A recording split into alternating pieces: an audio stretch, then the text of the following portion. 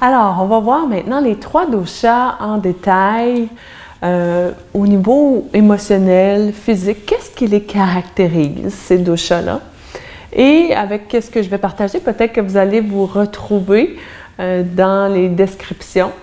Donc, c'est un survol des doshas et vous allez voir, on va aller un petit peu plus en profondeur dans l'Ayurveda parce que les doshas, ça fait partie des enseignements de l'Ayurveda. Mais pour aujourd'hui, pour que vous puissiez comprendre les fondements du yoga des saisons, on va commencer avec le survol des 3 doshas. Alors, pour ce qui est du Vata, le Vata représente le mouvement. Donc, les éléments qui composent le Vata, c'est les éléments air et éther ou espace. Donc, au niveau de ses caractéristiques physiques, ce sont souvent des personnes qui sont élancées, longilignes, qui ont même pas beaucoup musclés, qui ont les muscles très longs, qui ont même de la difficulté à se muscler. Ce sera des personnes avec des petits yeux clairs.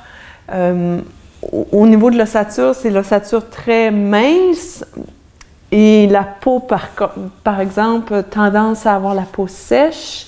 Les rides, plus jeunes, les personnes qui sont de nature Vata ont des rides un peu plus jeunes. Ils ont une voix aiguë, parfois rauque même. Et au niveau mental, ce sont des personnes qui ont tendance à avoir peur facilement, qui sont anxieuses, stressées. Ils s'en font pour rien. Des fois, on pense que ces gens-là s'en font pour rien. Ils sont nerveuses. Par exemple, des caractéristiques positives du Vata, ce sont des personnes qui sont très volubiles. Ils parlent beaucoup, ils ont une facilité de parler. Elles sont confortables dans des groupes, des réceptions, par exemple. Elles vont vraiment animer, aller parler à tout le monde. Donc, des personnes très sociales.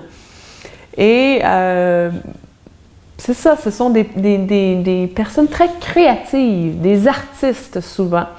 Ça va être des Vata, ils sont très, très, très créatifs. Il y a beaucoup, beaucoup d'idées qui peuvent sortir des personnes qui sont Vata. Ça prend juste un petit peu plus de quelque chose de solide, par exemple, pour les aider à faire prendre vie à ces idées-là, par exemple. Donc, au niveau des déséquilibres, ça peut être, par exemple, au niveau mental, c'est la mémoire. Ce sont des personnes qui n'ont pas vraiment de mémoire, mais si vous avez, par exemple, vous vous souvenez plus si vous avez appelé telle personne ce matin, vous saviez que vous aviez à l'appeler, mais donc, une mémoire, comme vous perdez la mémoire, ça peut être signe d'un dérèglement Vata. Donc, excès de nervosité, d'anxiété, des tremblements, ça c'est très Vata. Sécheresse de la peau, des muqueuses, constipation par exemple, dérèglement des cycles naturels du corps, que ce soit hormonal, au niveau du sommeil, si vous avez de la difficulté avec votre sommeil. Et il y a souvent une irrégularité des symptômes, donc ça vient et ça part. Donc on n'est pas certain, c'est très aigu, puis c'est absent. Donc ce sont des dérèglements qui sont difficiles à cerner. Donc, quand ça s'installe, un déséquilibre Vata, ça prend du temps à l'identifier. Donc, il faut se donner le temps et la chance de le ramener à l'équilibre. Ça peut prendre du temps aussi à ramener à l'équilibre. Donc, comment on fait pour ramener le Vata dans un niveau qui est sain? Hein? On parle toujours d'excès quand il y a un déséquilibre. Alors, si vous êtes 20% Vata, c'est ça, c'est votre Prakriti de naissance. Donc, pour que ce soit sain, s'il est en excès en ce moment, il y a différentes façons de le ramener en équilibre. Par exemple, on veut se calmer, évidemment. enlever des choses sur notre liste de choses à faire. Donc, focusser sur des activités qui nous réconfortent et qui nous gardent dans notre zone de confort. Donc, on essaie de pas se pousser, il n'y a pas de grands défis si on vit un déséquilibre Vata. On essaie de prendre soin de soi. Au niveau physique, on va beaucoup privilégier l'huile. L'huile, le Vata adore l'huile. On va en parler plus dans le module 6, dans les pratiques ayurvédiques, mais le huilage est vraiment bon pour les Vata et nourrissant. On va mettre l'accent sur de l'alimentation chaude. On ne veut pas manger cru ni froid. Donc des mijotés, des riz chauds avec des légumes. Toujours quelque chose de très humide, onctueux. Donc, on va vraiment privilégier ces aliments-là qui sont chauds, un thé chaud pendant toute la journée. Et on va également, par exemple, pas trop manger parce que même si parfois le Vata ne mange pas assez, c'est souvent ces personnes-là qui ont un petit peu plus de difficultés à digérer. Donc, digérer les gros repas copieux. Alors, on va manger des plus petits repas, plus petite quantité. Et, par exemple, on va se coucher tôt. On va essayer de dormir, bien dormir 8 heures de sommeil et éviter de s'épuiser. Donc, éviter d'être constamment stimulé. Par exemple, la télévision, tout ce qui est Internet, manger en même temps qu'on a notre téléphone, on prend le Vata, il faut lui donner la chance de prendre le temps, par exemple, de manger en pleine conscience, prendre le temps de cuisiner, prendre le temps de faire les choses. Souvent, c'est pas ça qu'il a envie. Il a envie de surcharger, de faire mille et un projets en même temps. Mais quand il est en déséquilibre, il a besoin de revenir à la base, à ce qu'il connaît et ralentir un peu. Alors, pour ce qui est du Pitta maintenant, nous allons voir que le Pitta, ce sont des personnes au niveau physique qui sont souvent athlétiques, avec une bonne musculature. Elles ont peut-être même parfois problème d'acné, comédon, problème de peau, les yeux pas trop petits, pas trop grands, donc assez bien proportionnés. Et ce sera des personnes donc pas trop très grandes ou pas très petites, donc d'une ossature moyenne, on pourrait dire. Ils ont une voix assez forte qui porte bien. Ce sont souvent des leaders, des gens qui vont être qui vont gérer des projets, des entreprises, des gens qui vont partir des projets aussi. Ce sont des personnes qui sont aussi parfois irritables, impatientes et même colériques.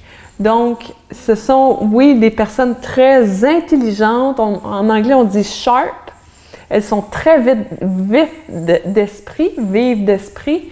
Mais parfois aussi, vous savez, ces gens qu'on contrarie parfois puis qu'on voit qu'ils deviennent rouges de colère ou rouges parce que le feu monte. Donc ça, c'est vraiment de nature typique Pitta. Donc, c'est des gens il y a beaucoup d'enthousiasme, de motivation, d'énergie. Et parfois, il faut tempérer un peu ça fait comme un burst, ça fait comme un splash, une étincelle qui devient parfois incontrôlable, d'où l'irritabilité, l'impatience et les colères. Donc, comment on va faire pour aussi, par exemple, pour ramener le déséquilibre au niveau physique? Comment on va voir ces déséquilibres-là? Par exemple, des brûlements d'estomac, tout ce qui est feu dans le corps, trop de feu, inflammation, arthrite, pas toutes les sortes d'arthrite, mais souvent l'arthrite est reliée avec le pitta. Tout ce qui est, par exemple, hémorroïdes, problèmes de foie, tout ce qui est feu, donc inflammation, on associe ça beaucoup au pitta.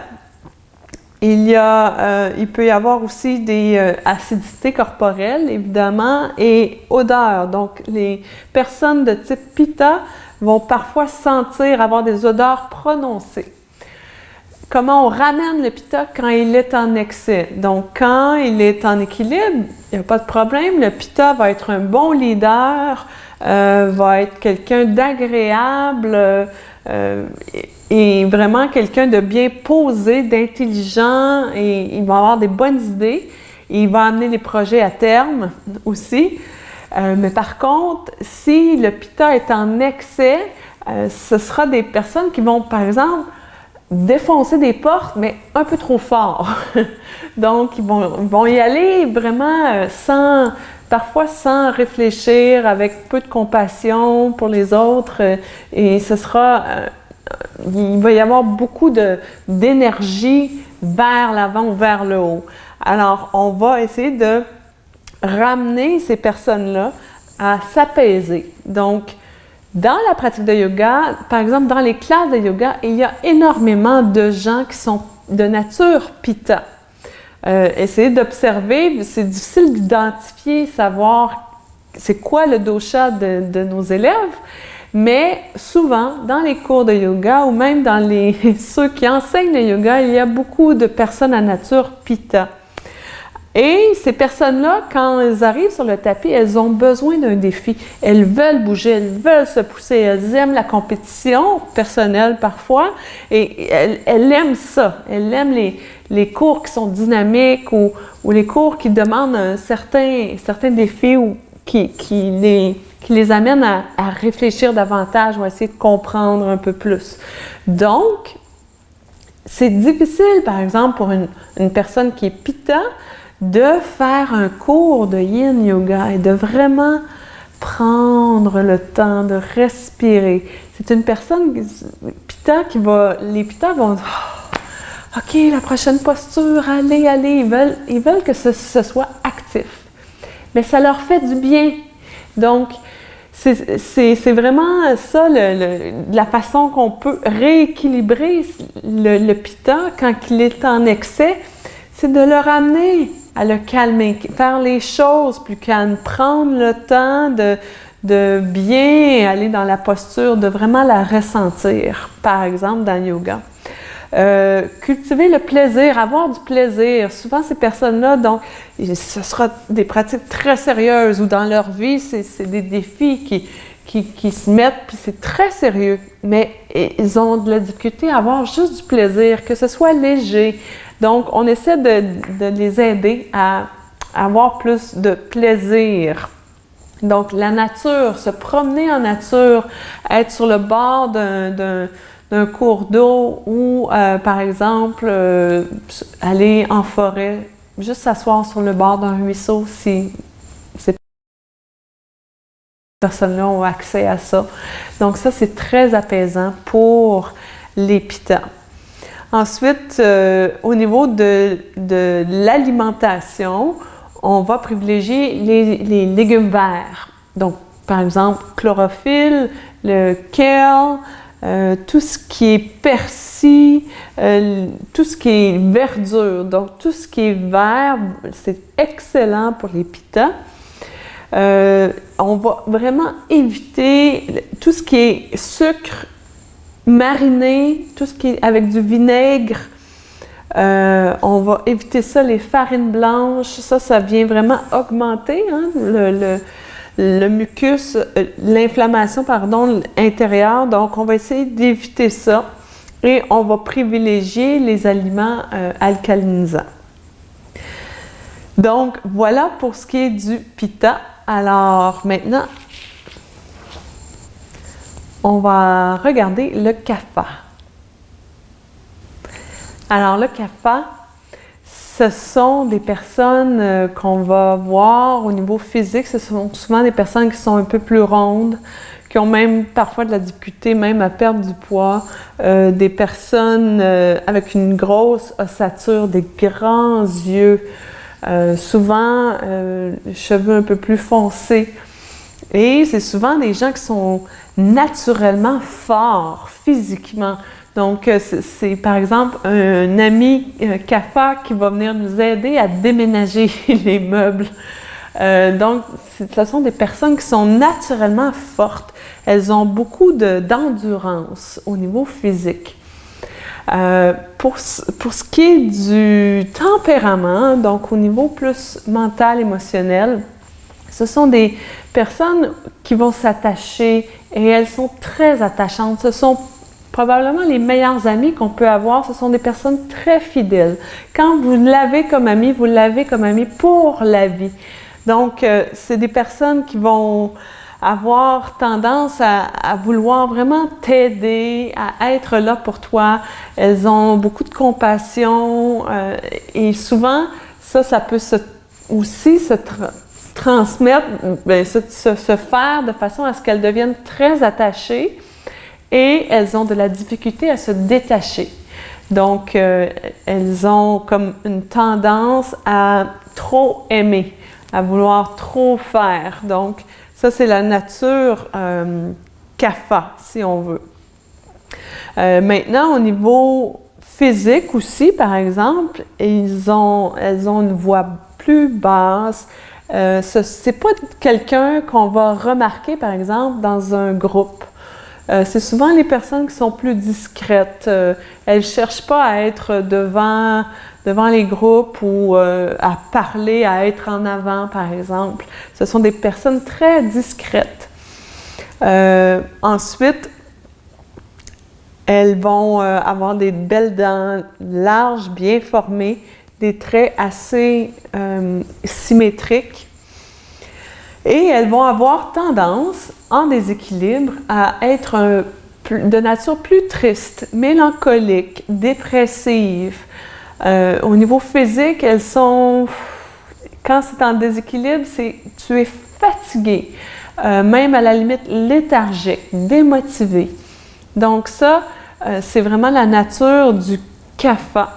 Le CAFA, lui, aime les grosses couvertures chaudes, avec un thé chaud, pas trop bouger. Donc ça, c'est la nature CAFA. Mais des fois, quand c'est trop, quand c'est en excès, et c'est difficile de le faire bouger parce que ce qui compose le CAFA, c'est la terre et l'eau, l'élément terre et l'élément eau.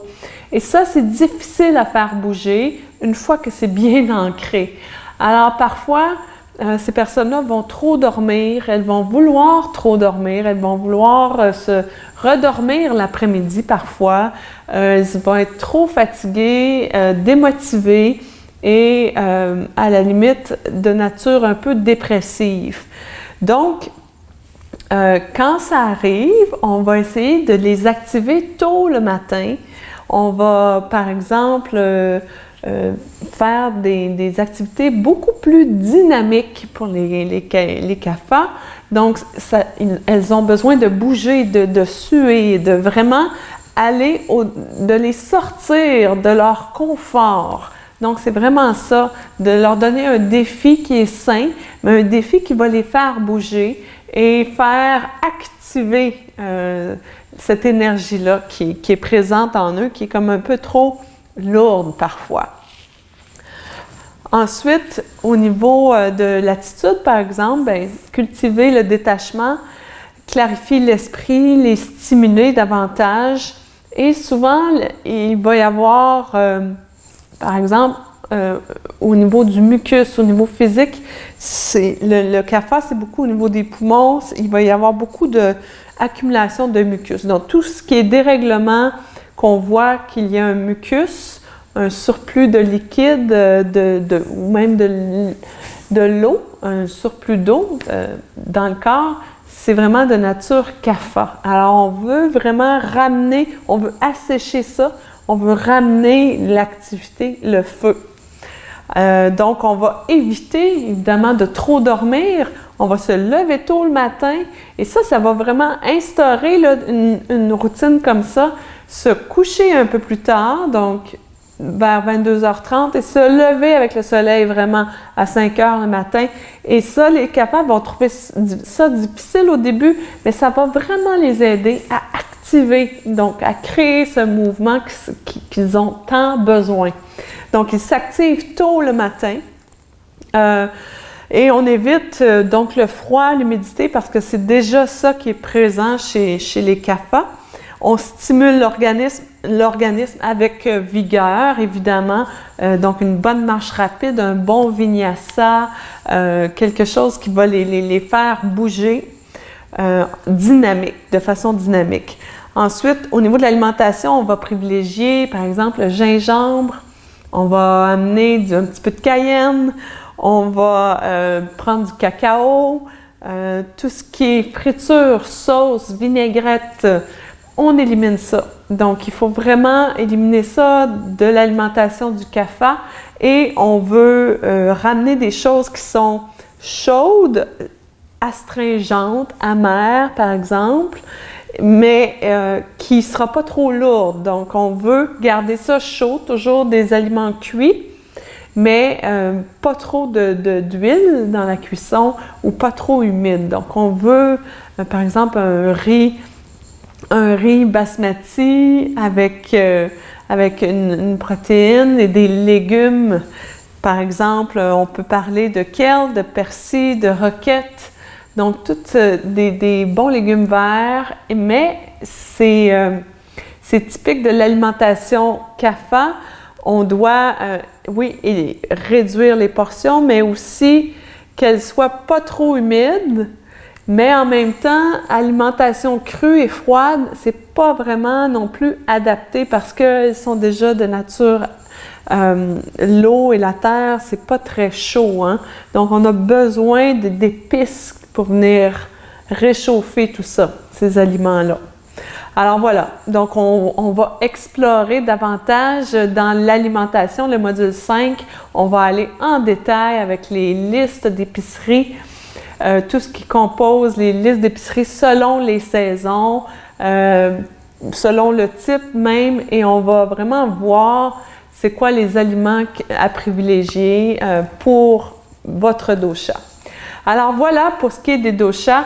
J'espère que ça vous donne une idée ou des inspirations pour votre pratique de yoga, par exemple, ou votre quotidien, comment vous allez, est-ce qu'il y a des idées, des façons que vous allez modifier votre quotidien par rapport à ce que vous savez, ce que vous connaissez maintenant sur votre dosha et vos besoins personnels.